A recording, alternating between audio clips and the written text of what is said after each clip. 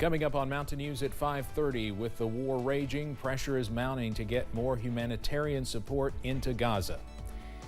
And a group of mayors is pleading for federal help to care for migrants in their cities. And high pressure keeps us mild and mainly dry through this weekend. Your forecast on the way as Mountain News at 5:30 starts now. Dedicated to southern and eastern Kentucky, this is WYMT Mountain News at 5:30.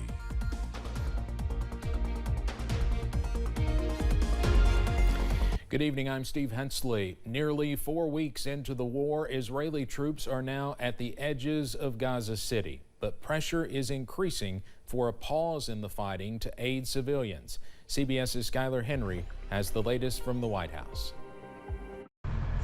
Israeli ground troops are closing in on Hamas strongholds, fighting militants on the edges of Gaza City. Israel is warning civilians to head south. Those who don't are paying a heavy price. Thousands have died amidst massive destruction. Israel's military says Hamas is holding more hostages than they'd originally calculated, now raising the number to 242, including dozens of children.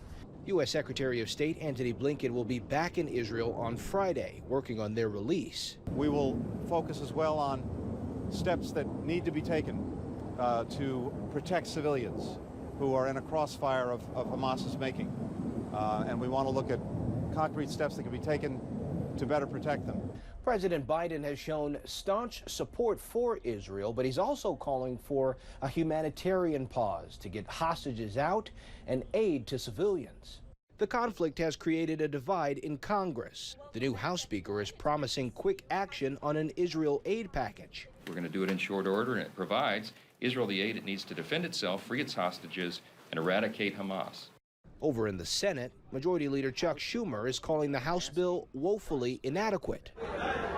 Dozens of Americans trapped in Gaza since the war began are finally making their way home. Palestinians with dual citizenship have been allowed to exit through Rafah Gate into Egypt, while trucks enter carrying urgently needed humanitarian aid. Skylar Henry, CBS News, Washington. While Secretary Blinken is in Israel, he's expected to ask the government for brief pauses in its military operations.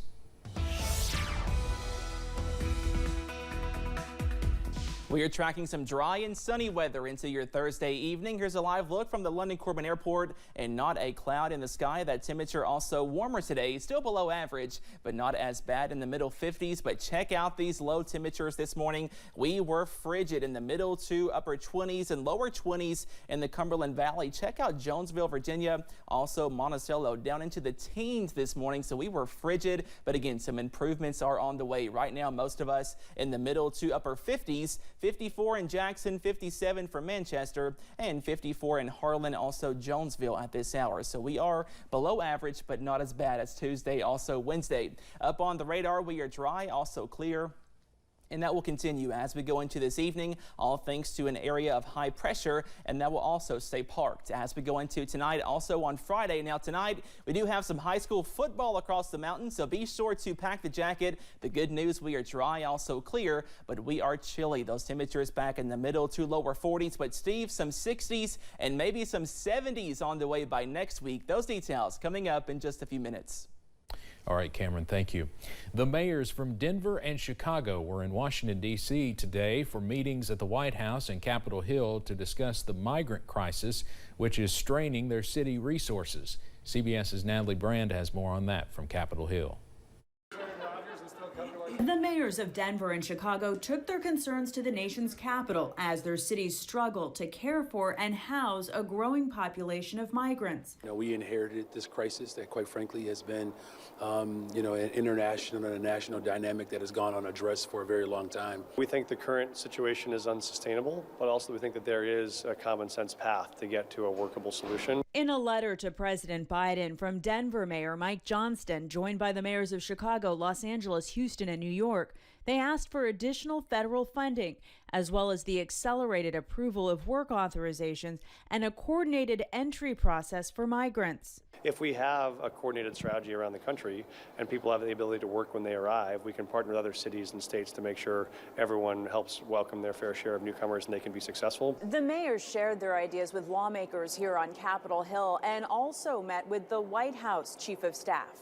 These conversations have been positive, and it's a start in the right direction. Chicago Mayor Brandon Johnson says the migrant crisis is costing his city around $40 million a month. That is not sustainable, right? By the end of this year, we're going to reach well over $300 million alone in just addressing this year's dynamic. The mayors are asking Congress to approve President Biden's request of $1.4 billion to help cities and states. We're both grateful for what they've done. It's critical for us that this package passes over the next several weeks to get funding to cities. Otherwise, we'll have catastrophic impacts. A sentiment shared by a growing number of state and local leaders trying to put pressure on the Biden administration to address the humanitarian crisis caused by record crossings at the southern border.